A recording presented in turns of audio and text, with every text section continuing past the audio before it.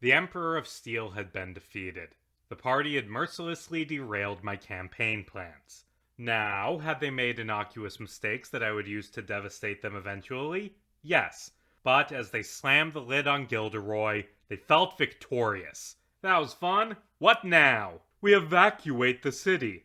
Lest you forget, there is a great beast waiting 12 miles from the palace, prepared to attack. They won't attack for 6 hours. They wouldn't want to hurt the Emperor. The party turned towards Mstella Wesel. Right, you're still here. Should we kill this one too? We just committed one war crime, and would prefer to avoid committing another within the same hour. Hold on now, that was a trial and Gil was guilty. Hold on, you can't hurt me. Can't is a strong term. The Emperor is dead. Who do you think is in charge now? Dinkelberg, Pimit's player joked. I shrugged and yes-anded. Yes, Dinkelberg is in charge right now, most likely. Look, there were 5 of us who came together to forge the Empire. Me, a humble civil servant from Blitzen. Gilderoy, the Prince of Iron, who dreamed of something bigger. Strongarm, the kingdom's greatest soldier. Orem, a metal man without a past, who built all of our weapons. And Evelyn Dinkelberg, High Priestess of the Judgment Cult. Dinkelberg will likely seize control of the Empire now that poor Gilderoy has been slain.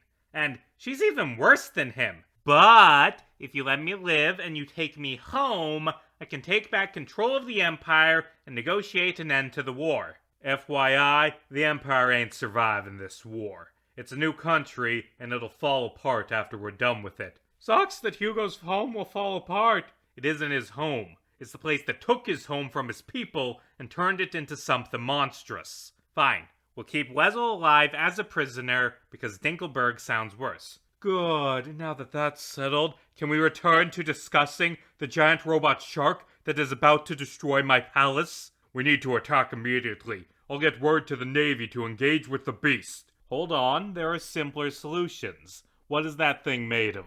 Its walls are made of 5 feet of solid stone. Pimmick cracked his neck. Is that all? I can handle that. Without explaining himself, he walked out of the palace. Vixen jogged after him. Where are you going? You said that merchant we met follows you around, right? Well, I have some things I need to buy from him. On cue, McGucket's truck pulled up. I need sea mines, as many as you can get, stored in a bag of holding. Also, like 3 potions of water breathing. Sea mines haven't been invented yet, feller. That's fine, I'm from another plane where they have been. In that case, I have plenty. McGucket handed Pimmit the potions and a bag of holding. You can charge this to Graven's dad's account. I'm sure he'd be happy to pay. Okie doke! Pimmit, Vixen, and Hugo drank the potions. Graven flew them out in the airship. They jumped out close to the great shark and swam beneath it. Pimmit attached the bag of holding and swam 150 feet back. He cast Fireball, using his sorcerer powers to transmute it into lightning. The ball of lightning tore open the bag of holding, releasing the sea mines, which instantly detonated, breaking a hole through the stone hull of the shark. Let's shift perspective briefly. Machina Orm stood inside the control room, surrounded by a squad of mechanical soldiers piloting the great shark. The trident, the key for the shark, sat plugged into the wall. Then, without warning, an explosion shook the entire ship, creating a massive hole from which rushing water began to fill the control room. Hugo and Vixen burst in. Hugo cast Mind Spike on Orm. The Admiral winced and drew his guns. Hugo blocked their shots with a shield spell. As he did this, Vixen ran for the trident and ripped it out of the wall, causing the shark to lose power. He pointed the trident at Orm and, using it to control the water inside the control room, forced Orm out the hole. Orm quickly sank to the bottom of the ocean, swearing that he would return for revenge. Hugo and Vixen destroyed Orm's metal soldiers and locked themselves in the control room. The hole created in the side of the shark by Pimmit quickly closed as the semi-biological beast regenerated. With the shark's weapons offline, it was trivial for Bigglesworth and the Moriasian Navy to break in and take control of the shark. With a few quick moves, the party had stolen their 3rd great beast. The war was going great for the party, meaning that, as the dungeon master, I was morally obligated to make them lose. A Skyrim courier showed up and gave the party a letter from Devillion asking the party to help in his fight against evil. Vixen, Hugo, and Graven headed north into the country of Audavon. In the center of the nation's capital city, they found a large gathering of people. A woman in white robes and a golden mask stood on a stage. She raised a hand, and the gathered crowd cheered. Graven nudged a passerby and asked who the woman was. "That's Evelyn Dinkelberg," he said. "She's going to save this country." "I am sure you have all heard rumors of what transpired in Morias," Evelyn said from the stage. "The noble Emperor Gilderoy heinously murdered by scoundrels. A sign of the brutality that has seized Morias. The same brutality they showed in the Great War 50 years ago. But this tragedy is not the end. The day of judgment still awaits." Evelyn's guards dragged a man on stage. His hands were bound, and it was clear he had been beaten. "Tell these good people who you are." "I am a spy from Morias," the man whimpered. "Sent here to silence the faithful, to punish you for not joining a pointless war." "Again and again, these infiltrators have killed our leaders. Tell me, good people of Audubon, what does this man deserve?" "Kill him!" the crowd shouted. Evelyn waved and the crowd went silent. Now, there is no need for such violence. I believe in forgiveness for those who are willing to repent. You, spy, are you ready for your judgment?" "Please, don't hurt me." "Calm down. You will not perish if your heart is truly willing to repent." Evelyn grabbed the man by the head. He screamed as bright light poured from his eyes. The skin around his eyes burned away. After a few seconds, the screaming stopped. Evelyn let go of the corpse. She sighed. "If only he had been willing to repent," she said, feigning sadness. "Okay, first impressions, this place is a bit fucked." The party watched as an arrow flew over the crowd, striking Evelyn in the heart. She fell over, dead, as the crowd screamed. Graven spotted the assassin standing on a rooftop, holding a heavy crossbow. He charged after him. The assassin jumped from the rooftop, landing in the alley below. Graven cut him off and drew his sword. "A lot of weird things are happening right now. Are you evil?" The assassin drew his knife and lunged at Graven. Graven sidestepped him and punched him in the jaw. The assassin hexed Graven, then stabbed him in the stomach. Vixen caught up with Graven. The assassin, confused, dropped his knife. Vixen punched him in the face, rolling a nat 20 and shattering his mask in the process. "Oh, dang it," Vixen said, after seeing the assassin's face. It was Devilla Natano, a former member of the party. Back in the town square, Hugo watched as Evelyn's bodyguards dragged her lifeless corpse behind a curtain. A few minutes later, she stepped out again. The arrow was missing from her chest, and her bloodstains had disappeared. "Rest assured, dear followers, I am fine. The Demiurge of Judgment, our gracious Lord, has protected me from this heinous attempted murder. He has saved me, just as he will save all of you, if you repent." Hugo cast Detect Magic. Evelyn was radiating enchantment magic, so strong it was blinding. Hugo backed away and met up with the others. They dragged Villian down to the sewers. Hugo woke him up with Cure Wounds. "I don't appreciate being punched in the face." "I didn't know it was you." "Whatever. What have you guys been up to?" "We committed war crimes. And you?" "You know, the regular. Trying to kill the leader of the Judgment cult." "That sounds like random murder." "No, it's specific murder, which is fine. Look, things have gotten really bad here in Audubon. Half of the politicians opposing the Empire have died, and the other half have switched sides. Evelyn Dinkelberg holds all the power in this country now, and she uses it to do what you saw earlier. Secret arrests, forced confessions, executions without trial. It isn't right. She needs to die. Unfortunately, she keeps around a squadron of body doubles. I've killed her a dozen times so far, and it's always a goddamn double. Whatever.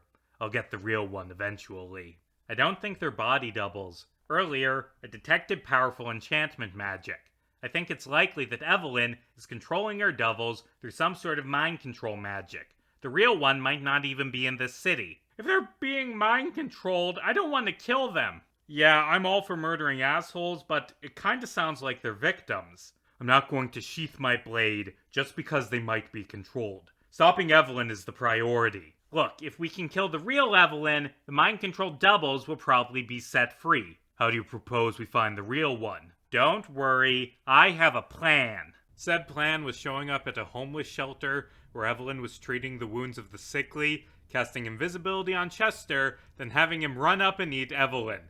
15 minutes later, they pulled Evelyn out of Chester and tied her up to interrogate. "That was a very clever trick to bring me here, Hugo Wells." Hey look, we're famous. Everyone in the Empire knows of your group. Again and again, you have defeated our machinations. You are the pivot point that the war rests on. Great men, that's what Gilderoy described you as. He saw himself as being part of that same category. Of course, great men don't die pathetic deaths in tiny boxes. What are you planning? Planning? Who says I'm planning anything? I have shown the truth to the people of Audubon, and having seen it, they have chosen to follow the Empire into the future. A world of strength born from a beautiful day of judgment. What does that mean? It means that once the Empire recovers the great beasts, and our power is uncontested, holy light will purify the land of all its evil. Rebirth is coming to this world. And it will end with you in charge, I presume? Not me. I have only ever been a messenger for the true architect for all that has happened. And now that the Emperor has been defeated, it is time for the Demiurge of Judgment to emerge from the shadows and take his place atop his throne and return us to the glorious path we have strayed from. Mark my words, the war will shift very soon and the Empire will end up on top. This Demiurge, who is he? An ancient god vanished long ago to the astral sea. Soon he will return. Assuming, we don't kill you first. I don't think you'll manage to do that anytime soon, Devillian Atano. Unlike Estrella, I don't die easily. Fuck you! Devillian stabbed Evelyn in the leg. She didn't flinch. He ripped off her mask so he could stare in her eyes. Hugo noticed the burns around her eyes. You're just another body double, aren't you? I don't know what you're talking about. Where's the real Evelyn? Right here. So, if we kill you, your cult falls apart? I don't know. Why don't you try? We think you're being controlled, ma'am. You aren't Evelyn, you just think you are. Maybe. Hugo put his hand on Evelyn in air quotes' forehead and cast detect thoughts. He saw a memory of a teenage girl being dragged to Evelyn by her priests, of Evelyn placing her hands on the girl's head and commanding her to repent. He saw the girl scream as the light coming from within her head burned away her eyes. And then he saw a different flashback of the ground breaking apart as a glowing rift broke through dimensions, of falling and being saved by a golden hand. He tried to push deeper, but something in Evelyn's mind forced him back. It's mind control, Hugo said. Very, very strong mind control. Devillian drew his knife. I know how to find out where the real Evelyn is, he said. We aren't going to torture her. Then what do we do with her? We let her go. Catch and release, Devillian scoffed. You can kill me if it would make you feel better. I don't mind. But if I might recommend a better use of your time, I'd recommend going to the Great Ravine as soon as possible. What's happening there? The Demiurge is about to return. My congregation will give him the light he needs to find his way through the darkness. You're all free to come and watch, but you won't be able to stop what's coming. Bet. The party tossed the body double out onto the street and ran to the edge of the Great Ravine. Hey, Devillian, I have a question. That name the body double said earlier, Estrella, that was the name of my daughter. Oh. A few years ago, I was happy. I was a detective, I had a family, everything was great. But members of parliament began dying randomly. I knew something was wrong, so I started investigating. I became obsessed. I cared about nothing but the case. I didn't sleep for a month. And then, one day, I came home, and Estrella was dead. The police working for Evelyn said that I did it, that I was behind the parliament murders, but it was Evelyn. It was always Evelyn. My wife left me, I fled the country, and now I'm going to get my revenge. And after? There isn't any after. You're a nice guy, Vexen. You can find happiness after this war, but me, I'm tired. I am so very, very tired. I just want to kill Evelyn, and then I'll rest. A crowd of judgment cultists was gathered by the edge of the ravine. Evelyn, or perhaps one of Evelyn's doubles, spoke to the crowd. I was there when this rift formed. During the Great War, the beasts of Pietra and Audubon collided, ripping apart reality. The tear spread through the land, destroying all in its path. The average person believes that this is just a canyon. The more intelligent ones believe it to be a portal to the astral sea. But I know the truth. This rift, it is a tomb. Eons ago, our god was sealed away within the astral sea. Today, he rises. Today, he returns to cleanse this horrid world in his holy light. Okay, yeah, she needs to be stopped. I mean, I'm not usually an advocate for murder, but Devillian's right. It's kind of necessary in this situation. Random people don't deserve to die, but she does, a little bit. What do you suggest we do? Don't worry, I have a plan. Hugo disguised himself as a gorilla using disguised self and ran into the middle of the crowd, trying to scare them away. The cultists just stared at him. Feeling awkward, Hugo dropped his spell, Missy stepped over to Evelyn and punched her in the face with a booming blade. I'm glad you came here, Evelyn said, ignoring her injury. The Demiurge has forbidden me from harming you, but I will settle for watching as he strikes you down himself. Counterpoint, Thunderwave. Hugo cast Thunderwave, KOing Evelyn and blasting her body off the cliff. Vixen burst out of the ground in the cliff wall and grabbed her to stop her from falling. Everyone drop your weapons, or else the Underminer will drop your leader. Drop her, we don't care, another Evelyn said, walking to the front of the crowd. She is disposable. Vixen sighed and put the unconscious body double back on the ground. Is the villain Atano hiding somewhere around here? Why do you want to know? Because a member of my flock would like to speak with him. Cautiously, the party stepped back and let Devillian come forward. One of the cultists came to speak with him. She took off her mask. Emily. Hey there, Dev. It's been a long time. I haven't seen you since... You need to get out of here. These people are dangerous. Emily shook her head. You aren't well, Dev. You've been hallucinating again. Brainwashing, assassinations, political corruption. This is all in your head. I'm not crazy. Do you remember what happened to our daughter? Judgment killed her. No, Dev. That was you. You killed our daughter, sweetie. You'd been working yourself ragged. You'd stopped sleeping. We asked you to give up on the case, to be a father again, but you refused, and one day, you just snapped. All of this is your fault, Dev. You need to repent. Devillian, his grasp on his own sanity already tenuous, believed her words. He bent down as his wife reached for his head. Then Hugo noticed the scars around Emily's eyes, barely covered by makeup. Everything will be okay. Once you see the light. Hugo cast Minor Illusion, creating words on the ground in front of Devillian, saying, "Check her eyes." Devillian read the words, drew his knife, and slashed across Emily's chest. You are not my wife. Emily laughed. Can't fault a girl for trying, can you? God, can you imagine how funny it would have been if I actually convinced you to let me kill you? You're a monster. Do you know what it feels like to die? Because I do, Devillian Atano. How many times have you killed me?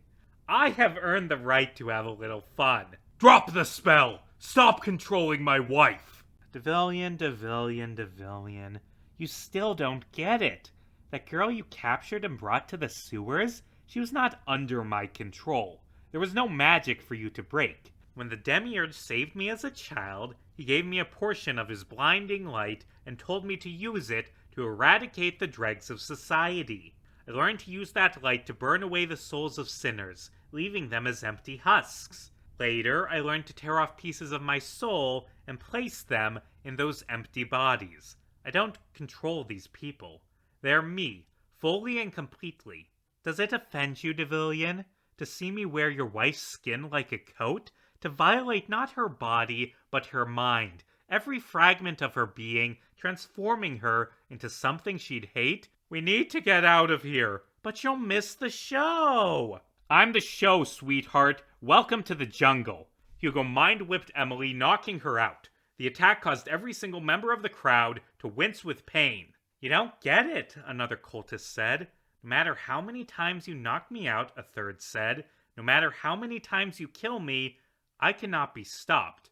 We cannot be stopped. And now, watch, as the god of this world returns. The Evelyns raised their hands. The ground shook as the mist of the astral sea swirled around below them.